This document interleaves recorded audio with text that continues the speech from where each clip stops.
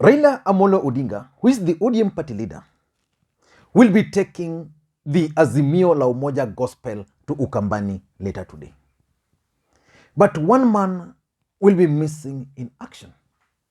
Stephen Kalonzo Musyoka, who was Raila Odinga's running mate in 2013 and 2017 general election, has been locked out of the meeting. In this video, I want us to look at the possible reasons why Raila Odinga has decided to lock out Kalonzo Musyoka out of that meeting, but instead is working very closely with the three governors from the Ukambani region. That is Governor Charity Ngilu of Kitui, the Makwiny Governor Professor Kibutha Kibwana, and the Machakos Governor Alfred Mutua. But before we do all those, if you are watching this channel for the first time, I want you to take a second or two and click the subscribe button so that next time we produce a video like this, YouTube will automatically notify you. And to the subscribers, I want to continue to thank you guys for your continued support. Please consider giving this one thumbs up. Now let us get back to business. Raila Odinga is in Ukambani today. And something has been very clear, that Kalonzo Musyoka was not going to be part of the Azimio La Umoja meeting in Ukambani. Kalonzo Musyoka was Raila Odinga's running mate in the last two elections. He actually delivered the Ukambani votes to Raila Odinga in 2013 and 2017. It was expected that probably after the handshake, Raila Odinga, based on what Kalonzo Musyoka allies are saying, was supposed to support Raila Odinga. I mean, that Raila Odinga was supposed to support Kalonzo Musyoka for the presidency. But from all indications, Raila Odinga is going to run for the presidency alone. So the biggest question then is, can the governors from Ukambani region deliver Kamba votes to Raila Odinga? Do you think Ngilu, Kibwana, Mutua can deliver the Ukambani votes to Raila Odinga? And if they can't deliver that votes to Raila Odinga, where will Raila Odinga get the votes to cover for the lost Ukambani votes? That's why Raila Odinga is looking at the larger Mount Kenya region. The second question, which is also being asked, is what are Kalonzo Musyoka's options? Because as a matter of fact, if Kalonzo Musyoka is not going to be Raila Odinga's running mate, what are his options? In my view, he has only two options. The first option is that Kalonzo Musyoka should decide to run for the presidency himself. And after running for the presidency, he will be able to win 1 or 2 seats, or he can even sweep the entire Ukambani region. Then he will qualify, work so hard to qualify for the political party's funding. Without that, there's a problem. So Kalonzo Musyoka must run for the presidency if he's not going to work with Raila Odinga. The second option for me is for Kalonzo Musyoka to decide to team up with the Deputy President Dr. William Ruto so that he can become his running mate. Kalonzo Musyoka can deliver the Ukambani votes to Ruto. That's the fact. If Kalonzo were to be William Ruto's running mate today, he can deliver those Kamba votes to Ruto. Then Ruto can then decide, okay, I'm going to forfeit the Mount Kenya. I'm not going to give them the running mate. I think it will cancel enough for Ruto because Ruto has already entrenched himself in the larger Mount Kenya region. And ahead of this particular meeting, there were a lot of push and pull. Kalonzo Musyoka didn't want Raila Odinga to go to Ukambani. And if Raila Odinga were to go, according to Kalonzo Musyoka, he wanted to control the whole thing so that it appears as if it's him, Kalonzo Musyoka, who organized the Azimio La Umoja meeting. Azimio La Umoja meeting, in my view, is Raila Odinga's own political vehicle. His roadmap for the presidency in 2022. So I'm left wondering, why would Kalonzo Musyoka want to take control of Azimio La Umoja meeting? Probably he didn't want Raila Odinga to have direct contact with the voters in Ukambani. So that's probably is what is forcing Raila Odinga now to go alone. So Kalonzo wanted to take control of the process. That did not happen. He actually prevailed on Professor Kibutha Kibwana also to boycott.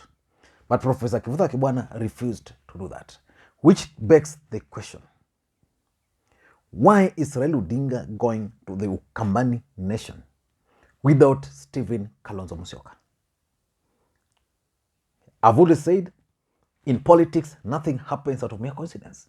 If Kalonzo Musyoka was Raila Odinga's running mate in 2013, he was Raila Odinga's running mate in 2017, what stops him now from working with Kalonzo? In my view, Raila Odinga is going to Ukambani region alone because of these 5 reasons. Number 1, I tend to think that Raila Odinga is trying to force Kalonzo Musyoka to join Azimio La Umoja, or is forcing Kalonzo Musyoka to support his bid for the presidency in 2022. The truth of the matter is that One Kenya Alliance movement cannot succeed President Uhuru Kenyatta in 2022. One Kenya Alliance movement has a gentleman by the name Gideon Moi. Gideon Moi is working for President Uhuru Kenyatta. We all know where President Uhuru Kenyatta's heart is in regards to 2022 general election. And since Musalia Mudavadi is a problem, because Musalia Mudavadi will be on the ballot, whether Raila likes it, whether Uhuru likes it, Musalia Mudavadi is going to be on the ballot. So which means in One Kenya Alliance movement, the only person now remaining who is undecided is Stephen Kalonzo Musyoka. Then how do you force Stephen Kalonzo Musyoka to join you? William Ruto has been going to the large Ukambani region, causing a lot of trouble, havoc to Kalonzo in that region. Raila Odinga will be there today. How is he going to be received? If he's going to be received well, then the signal is going to be bad for Kalonzo. And out of fear, Kalonzo will have to call his team, or probably President Uhuru Kenyatta will prevail upon him. Then he will likely agree to be Raila Odinga's running mate. The other day, Kalonzo Musyoka indicated that he was willing to work with the Deputy President Dr. William Ruto. On this channel, I explained to you guys that that was not Kalonzo Musyoka's objective by saying that he wants to work with Ruto. What he was doing, he was basically trying to raise his stakes within the handshake. And I remember Johnson Muthama also saying almost a similar thing. So number 1, Raila is keen on forcing Stephen Kalonzo Musyoka to join Azimio La Umoja, which means he will definitely support Raila Odinga for the presidency in 2022. Number 2, why Raila Odinga is using the Ukambani governors is the governors' ability to mobilize. I've always stated on this platform before, and I'm repeating, that governors are the most underrated leaders. They might be unpopular, but the impact they have on the people on the ground is enormous. Any governor, whether has 30% or 20% of the support on their counties, normally enjoy that support because there's a way they benefit. People benefit from governors directly, some through employment, some through relatives, just that power which is being exercised within the county. So most of these governors have structures. So they have, like for example, if Raila were to organize Azimio La Umoja, then he were to use ODM, then it means he would go and use the ODM local structures there. In this case now, what is going to happen is that Alfred Mutua, the event is going to be in Kitui, in Makwiny. So the host is supposed to be Professor Kivutha Kibwana. So Kivutha Kibwana will only activate his local network, the ward or the village administrators. Then we'll tell village administrators, can you come to this event with 50 people? Already mobilized. There's that existing structures. They have the resources. That's another fact which you can't run away from.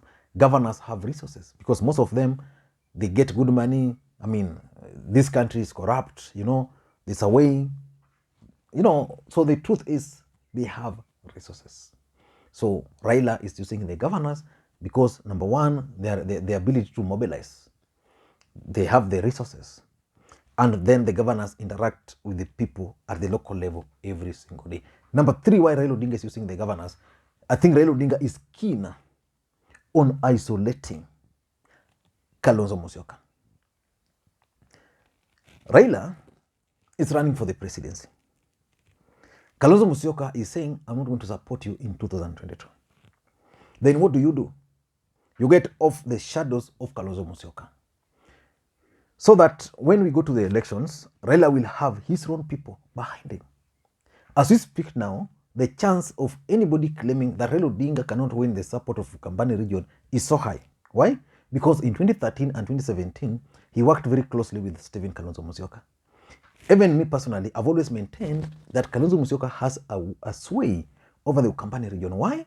Because he worked with Raila Odinga and he delivered. What Raila Odinga is doing now is to try and isolate him. If he's isolated, can Raila Odinga penetrate? That's the question. And lastly, I think what we are also getting from this is that Raila Odinga is now focused on 2022 presidential election. And is already crafting his team which is going to work with him. In Ukambani region, the 3 governors are likely to support Raila Odinga. Apart from Ngilu, of course, Ngilu, if you cut his blood, you'll find Raila Odinga there. But Ngilu, since she's going to defend her seat, probably will have to weigh how local politics is turning out. But the truth of the matter is that Raila Odinga is now focused on 2022. And because he's focused on 2022, one of the things he's doing is identifying his team. Ukambani, he has now 3 people. In Mount Kenya region, he has a team. Everywhere he goes, Raila Odinga has a team. I don't know what you think, but for me, that's why Raila Odinga decided to lock out the governors. Let us wait and see how the events are going to unfold. And personally, I'll be keenly waiting and watching the kind of leaders who are likely to join Raila Odinga during this tour. Thank you guys, and may you have a good day. Bye-bye.